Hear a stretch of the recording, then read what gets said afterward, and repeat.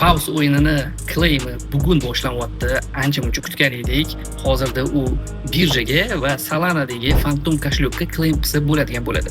Endi birjaga claim qiladigan bo'lsak, bizda 3% komissiya olar ekan. Phantomga qiladigan bo'lsak, komissiya juda ham mizerniy bo'ladi, chunki Solana'da to'lanadi. Endi hisob bo'yicha agar sizda 100 mingta pausdan kam bo'ladigan bo'lsa, lучше birjaga primoy chiqarib oling. Agar sizda 100 mingta, 200 mingtadan ko'proq bo'ladigan bo'lsa va komissiyada ekonom qilmoqchi bo'lsangiz, lучше Phantomga chiqaring va keyin уже birjaga yuborsangiz, komissiyadan ancha qutulasiz.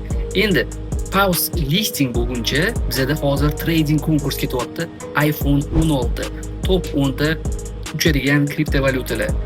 Trading klubimizga a'zolik, shunga o'xshagan va boshqa sovg'alar sizni kutyapti. Darsliklar bepul, konkursda ishtirok etish bepul. Hamma narsa 20-martgacha bo'ladi. Tak что hoziroq profildagi mana shu botga o'tib, registratsiya qilib kiring. Signal va analizlar har kuni berilyapti.